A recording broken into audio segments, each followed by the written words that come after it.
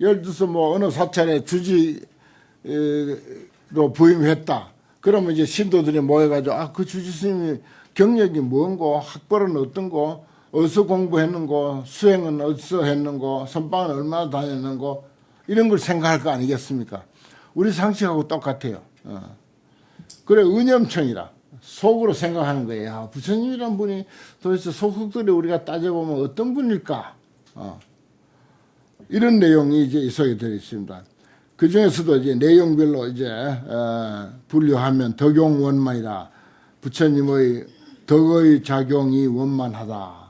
부처님의 덕의 작용이 원만한 것을 이제 묻는 내용입니다. 이 시에 모든 보살과 그리고 일체 세간 주인들이 세주 묘원품 아닙니까? 세간 주인들 우리가 약창계에서 무슨 주주 신중 가루라 아랑 야차왕 뭐 별별 세간 주인들을 이제 읽었는데 그 속에는 우리도 다 포함되어 있습니다. 여러분들 이름을 안 들먹거려서 그렇지 다 그 속에 포함되어 있어요. 우리 모두가 세간 주인들이라. 주인 양반만 주인이 아니라 아들도 주인이고 아내도 주인이야. 다 주인이야. 개인적으로 생각하면 전부 개개가 주인이야. 꽃도 주인이고 꽃잎도 주인이고 뿌리도 주인이고 줄기도 주인이야. 어느 것을 중심으로 해서 이야기하느냐라고 할 때 거기는 또 이제 또 대표가 있을 수 있겠죠. 예를 들어서 뭐 호주 하면 이제 호주로 등록된 사람이 그 집안의 주인이다라고 하듯이 그럴 수가 있겠습니다만은 사실은 내용을 알고 보면은 모든 존재가 일일이 주인입니다. 그만치 우리는 중요한 존재예요. 중요한 존재라. 어디 가서 주인이라고 큰 소리 치고 네가 왜 주인이냐 하거든. 환경 안 읽어봤구나 그래요. 환경을 한번 봐라. 환경 보면은 모든 존재가 다 주인이다. 전부 주인이다. 주인 아닌 존재가 어디 있느냐. 사실 이거 가만히 생각해 보면 그렇습니다. 작시사유라 이러한 사유를 했다. 작시사유 이러한 사유를 지었다. 생각을 했다 말이에요. 앞에서 제가 설명드린 운하시 제불지 그랬어요. 운하 무엇이 모든 부처님의 경지냐. 지위냐 이 말이 지위. 부처님의 지위가 어느 만치냐. 그 다음에 운하시 제불 경계 그랬어요. 부처님의 경계, 보살의 경계, 아라한의 경계, 성문 벽지불의 경계, 중생의 경계, 무슨 사성 육범이라 해가지고 부처님, 보살, 연각, 성문 요거는 이제 네 분의 성인 거기에 다 경계가 따로 있어요. 그 다음에 이제 육범이라 해서 여섯 가지 범부를 이제 이야기하는데 그 여섯 가지 범부는 지옥, 악의, 축생, 인도, 천도, 아수라 요것이 이제 여섯 종류의 범부를 말하는 것입니다. 전부 경계가 달라요. 그 다음에 운하시 제불 가지 그랬어요. 운하 무엇이 모든 부처님의 가지냐. 가지는 가피. 우리가 이제 능력이 있으면은 예를 들어서 가족들에게 뭔가 경제적인 어떤 혜택을 줄 수가 있죠. 불보살은 신통력이라든지 온갖 능력이 남다르기 때문에 중생들이 기도하면은 거기에 어떤 가피가 내려집니다. 그와 같이 가지라고 하는 것은 가피라고 하는 뜻입니다. 그리고 능력이라고 하는 뜻이에요. 그 능력 따라서 참 세상에 능력 많이 따지죠. 그 사람이 능력이 얼마나 되느냐. 능력이 있어야 뭐 옆에 사람이 덕이 되지. 아무 도움이 안 돼 이런 소리 쓰잖아요. 능력이 돼야 옆에 사람에게 도움이 되는 거야. 바로 그거예요. 우리가 부처님 왜 믿어요? 관세음보살, 지장보살 왜 불러요? 능력이 출중하니까 그분들에게 줄 서고 그분들에게 의지하고 그분들에게 기도하고 올리는 거예요. 그분들은 능력이 뛰어나니까. 뭐 일반적인 상식으로 말씀드리면 그렇습니다. 그게 이제 가지라는 건 가피, 가지, 능력 이렇게 표현할 수가 있어요. 그 다음에 운하시 제불 소행. 그럼 부처님이 수행은 뭘 했느냐? 소행이 뭐냐? 행하는 바가 뭐냐? 뭐하고 사느냐 이 말이야. 이렇게 따져본 적 없죠 여러분들. 그냥 막연하게 부처님 했지. 예. 부처님 능력이 뭐고, 부처님은 경계가 어떻고, 부처님의 지위는 어느 만치고, 부처님이 행하는 바는 소행은 무엇이고, 그런 것입니다. 또 운하시 재불력, 부처님이 힘이 있다는데 얼마만치 힘이 있느냐, 어떤 힘이 있느냐. 대개 이제 부처님의 힘은 10가지 힘을 가지고 이야기하는데 저 앞에도 여러 번 나왔고 앞으로도 또 계속 나옵니다. 부처님의 힘. 그 다음에 운하시 재불 무소외, 사무소외라 해서 두려운 바가 없어. 우리는 두려움이 많아. 남 앞에 서서 뭐 말 한마디 하려 해도 괜히 쭈삣쭈삣하고 떨려. 그게 다 두려움이라. 그 부처님은 늘 진리를 말씀하시기 때문에 당당해. 그리고 또 사람들은 허물이 많아, 약점이 많아. 그래갖고 남 앞에 서서 당당하게 말하기가 아주 참 그 두려운 점이 있어요. 부처님은 그런 것이 없다. 운하시 재불 삼매. 우리가 삼매, 우리가 잠깐 이제 입정을 이제 했는데 공부하기 전에 잠깐 이제 선정에 들었잖아요. 그게 이제 삼매 아닙니까? 입정, 선정에 들다. 그 삼매인데, 우리는 삼매에 딱 이제 들면, 그때부터 이제 망상이 살살 나기 시작한다. 그동안은 망상을 부려도 망상 부린 줄 몰라. 왜냐? 망상이라고 하는 물결 속에 휩쓸려 다니기 때문에 내가 망상 부리고 있는지도 몰라. 그런데 정작 입정을 하고 잠깐 한 1분 정도 예를 들어서 선정에 들어보려고 하니까 망상에 젖어 있는 거, 망상이 일어나는 것을 알게 되거든. 그만치 그 짧은 순간이지만 마음이 가라앉았다는 뜻입니다. 마음이 가라앉으니까 내 속에서 망상이 일어나는 걸 아는 거예요. 그 선정이 사람마다 다 다릅니다. 뭐 어떤 스님들은 열심히 참선할 때 저녁 먹고 딱 좌복에 앉았는데 어떤 날은 새벽이 되더라. 훈하게 밝아지더라. 밤새도록 선정에 들어있은 거예요. 그럴 수도 있어요. 그럴 수도 있고 뭐 그렇지 못할 경우도 있고. 그 부처님의 삼매라고 하는 것은 말할 나위도 없겠죠. 이런 건 이제 십정품 같은데 십정, 십통, 십인품 뭐 이런 게 있었죠. 또 여기 그 십정품이라는 게 정이라는 게 선정이라는 뜻입니다. 10가지 선정을 가지고 부처님 삼매를 설명해요. 그 다음에 운하시 재불 신통, 십통품, 십정, 십통, 십인품. 신통, 부처님의 신통이라는 게 바로 그게 십통이라고 하는 게 10가지 신통을 말하는 것입니다. 이게 또 뒤에 이제 환경 본문에 나오죠. 그 다음에 운하시 재불 자제. 부처님은 자유자재하다. 그리고 이 중생은 온갖 것에 끄달리고 얽매이고 뭐 구속당하고 뭐 걸리는 게 많죠. 남의 체면에 걸리고 또 남이 뭐라고 말하면 그 말하는 데 걸리고 저 사람이 그 사람은 아무 뭐 저 마음에 무슨 두고 하는 소리가 아닌데 그 사람은 잠깐 무슨 일로 뭐 이렇게 바빠가지고 조금 소홀하게 이제 대할 수도 있어요. 그런데 이 상대는 저 사람이 왜 나를 이렇게 소홀히 대하는가 그런 생각을 하는 거야. 그런데 걸리지 않는 거. 사실은 그런 게 아니니까 내용을 알고 보면은 전혀 그런 게 아니거든요. 나는 늘 이제 아침에 여기 저 법회하러 오면은 신도님들이 뭐 평소에는 안 찾아오니까 여기 공부하러 왔을 때 와 몰려오는 거야. 한 11명이 몰려오면 너도 나도 볼 일 있어. 뭐 사인도 받아야 되고 뭐 인사도 해야 되고 뭐 물어보기도 해야 되고 오늘 뭐 처음 왔다고 신고도 해야 되고 등등 하는데 그 한꺼번에 이 사람에게도 뭐 그 이야기를 해야 되고 저 사람도 이야기를 해야 되고 돌려놓고 보면 내가 후회하는 거야. 저 사람인데 내가 너무 소홀히 했다. 저 사람인데 너무 소홀히 했다. 늘 그 생각을 합니다. 이 자리를 빌어서 사과드립니다. 이게 내가 본의가 아닌 것이 이 사람들이 여럿이 오는 거야. 그럼 이 사람인데 이야기하다 보면 저 사람 또 들어와. 그럼 그 사람하고도 이야기해야 되고 그러다 보면은 충분하게 이야기해 주지를 못하고 돌려보내는 거라. 그럼 내 혼자 또 고민이야. 나는 또 속이 좁아가지고 아이 그 사람이 이제 내가 너무 소홀히 한 것 같다고, 소홀히 하고 돌려보낸 것 같다고 그런 생각이 드는 거야. 그런데 그 소심해 가지고 거기에 자유롭지가 못해. 부처님은 그렇지가 않아요. 부처님은 아주 자유로워요. 아주 자유. 그게 이제 재불자재라. 자유자재. 운하시 재불 무능섭지, 능히 섭지할 수 없다. 이건 이제 딴 사람이 부처님을 어떻게 하지 못한다. 그 말입니다. 우리는 누가 와서 어떻게 하면 어떻게 되죠? 스님,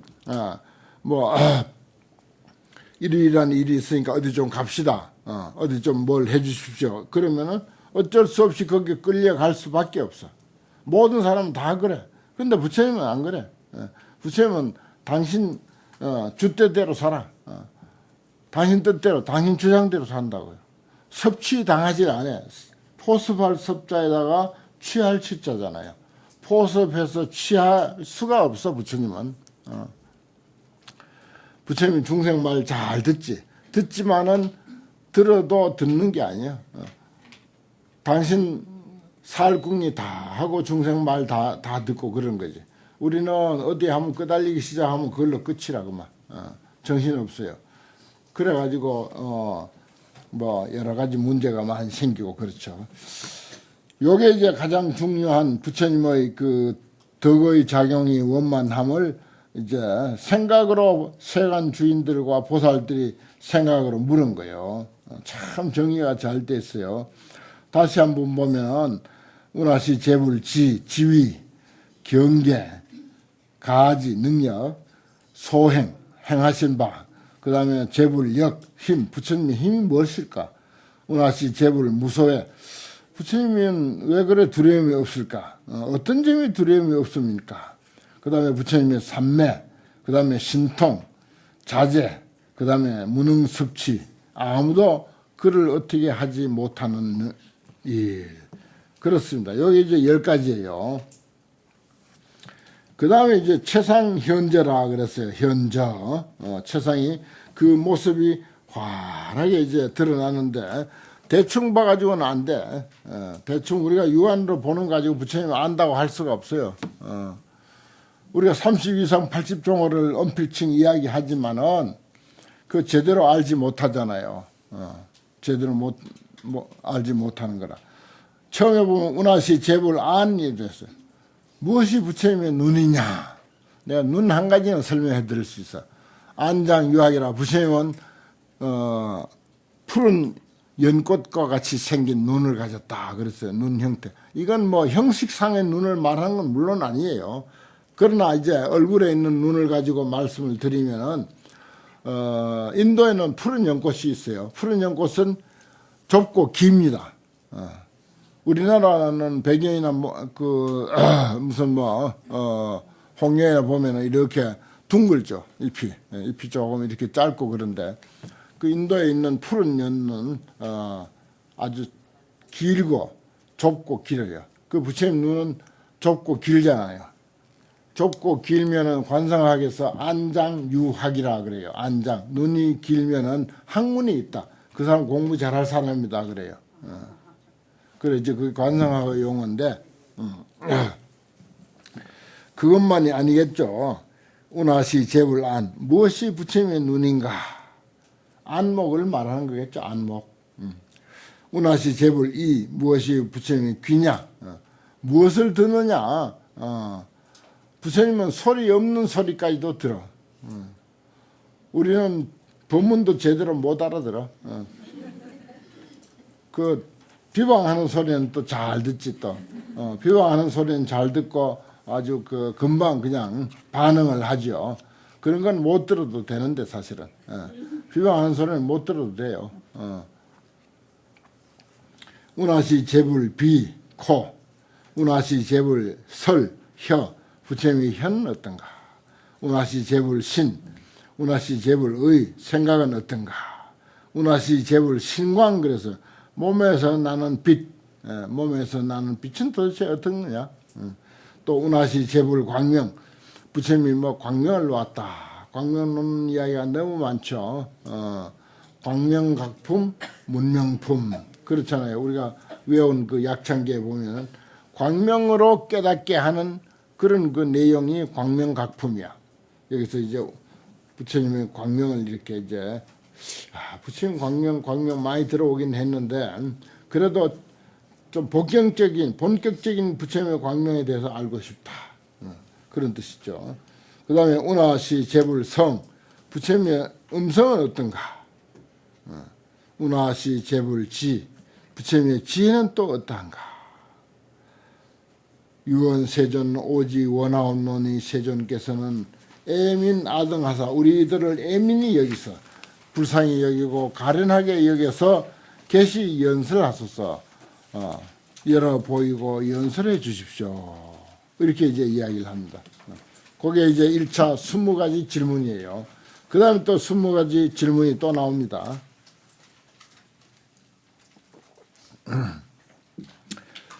예를 이끌어서 법을 청하다. 인예 청법이라. 그 다음에 이제 화용보주라. 교화의 작용이 보주, 널리 두루하다. 어디 미치지 않는 데가 없다. 부처님의 교화의 작용은 모든 중생, 지옥, 악이, 축생, 인도, 천도, 아수라 모든 이들에게 다 미치지만은 요는 우리가 부처님의 그 교화의 방편, 교화하려고 하는 설법, 이것을 받아들이려고 하는 그런 그 목말라 하는 자세가 제대로 안 돼 있어요. 가물어 쓸 때 비가 오면요 땅으로 싹싹 스며듭니다, 물이. 그런데 그 이미 물이 땅에 젖어 있으면은 그냥 흘려 보내버리죠. 참 어떨 때는 물 그냥 흘려가는 게 참 아까울 때도 있습니다.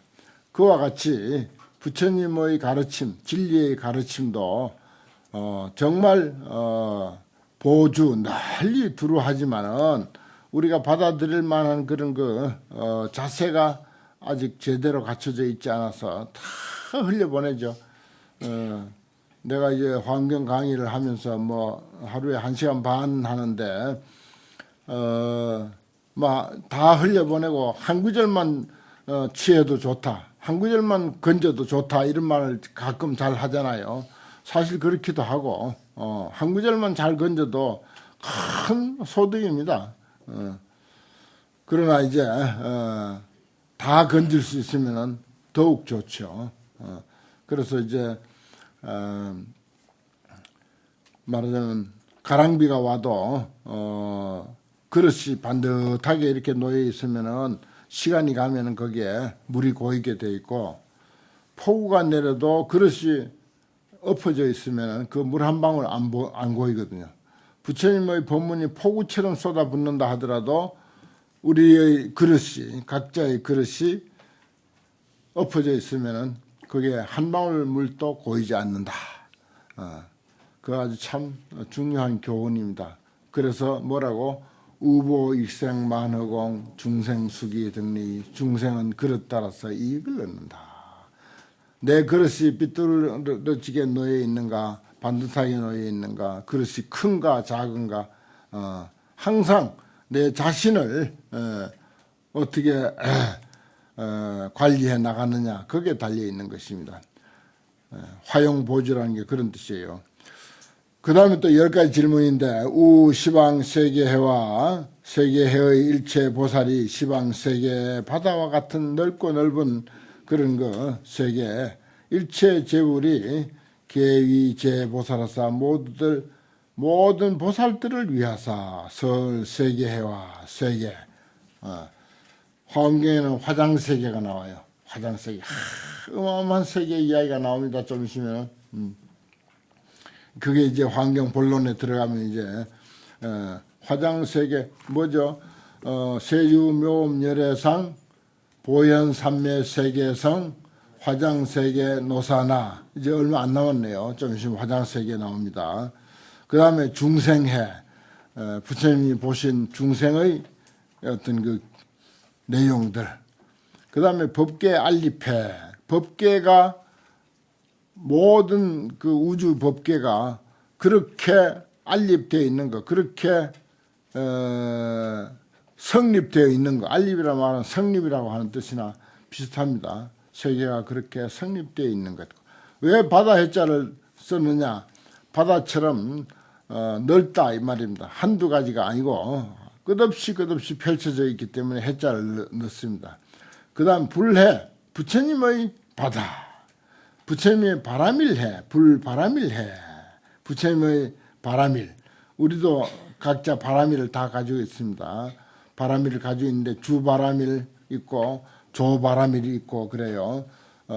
환경 공부를 주바람일로 삼는 사람도 있고 뭐 또 다른 일을 주바람일로 하고 이거 환경은 뭐 한 달에 2번만 가면 된다 이렇게 해서 조바람일로 생각하는 사람도 있고 또 집에서 열심히 환경 공부하고 사경하고 하는 사람들은 이제 환경이 주바람일이고 예, 각자 이제 다르죠. 부처님의 바람일해는 어떤가? 그 다음에 부처님의 해탈해, 해탈의 바다. 부처님의 변화해, 부처님의 신통 변화가 어떠한가 하는 문제. 부처님의 연설해, 부처님께서 법을 설하는 그런 법을 설하는 경계. 그 다음에 불명호해, 부처님 명호품이 있잖아요.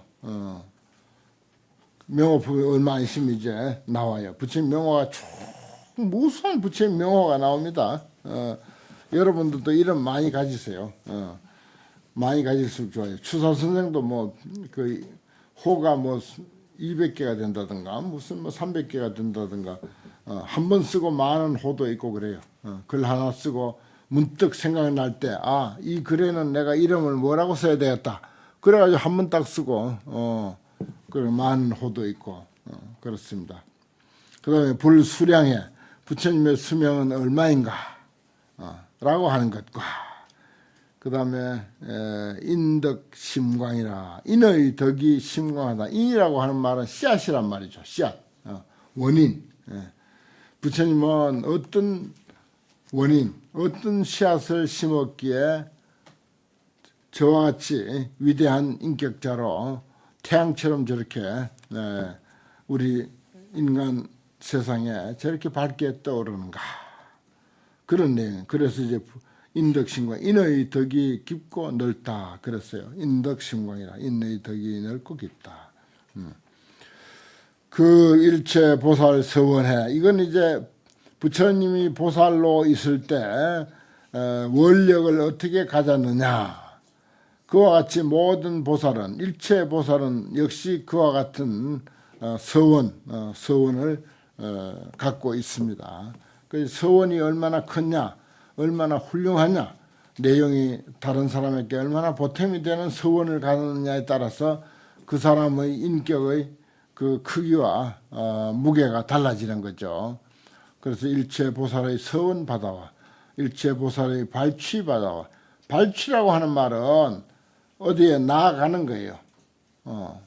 여기도 나아가고 저기도 나아가고 이런 일도 말하자면 내가 거기에 나아가서 뭔가를 혜택을 주고 저기도 나아가서 혜택을 주고 발취란 건 그겁니다. 이런 일도 하고 저런 일도 하는 거.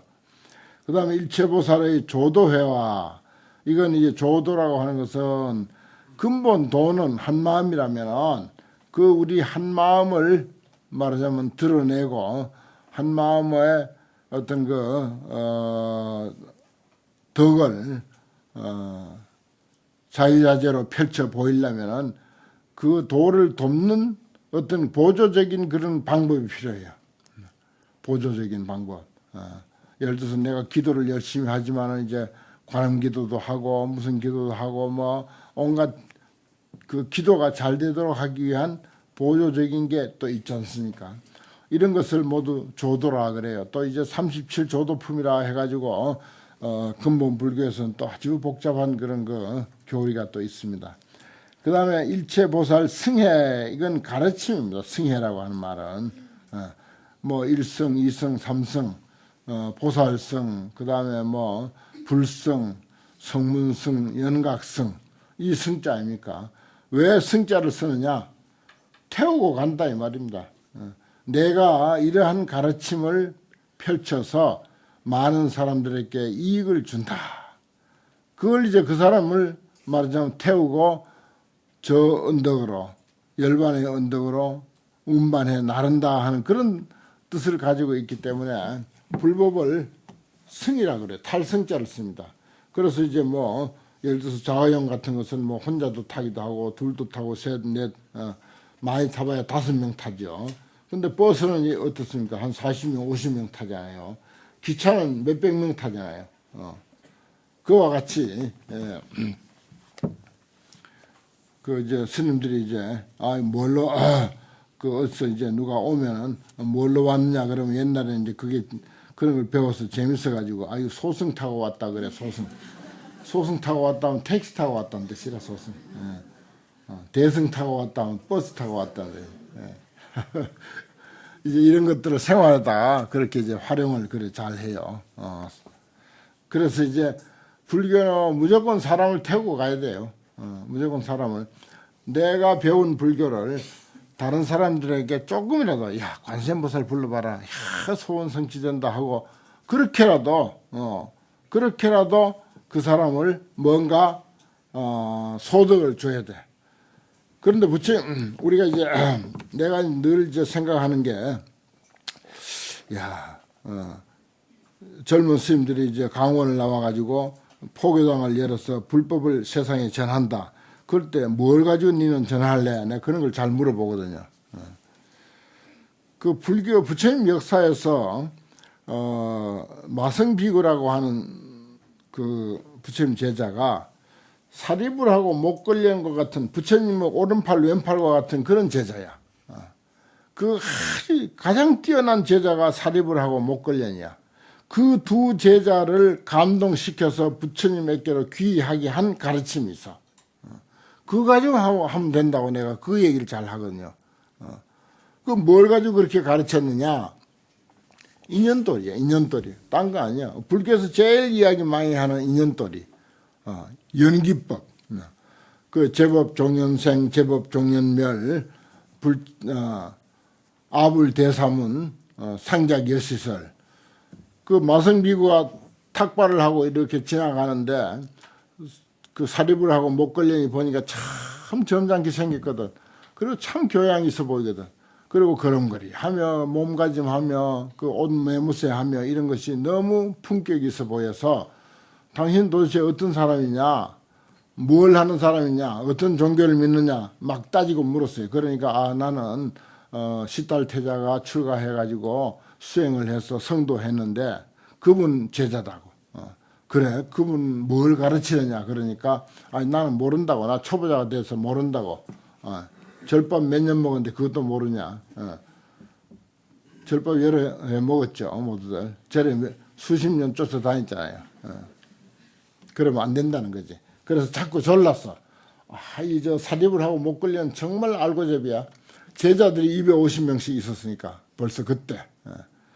그래가지고 자꾸 따지고 물으니까 그 내가 모시는 스승은 제법 종연생, 제법 종연멸 모든 법은 인연으로 쫓아서 생긴다.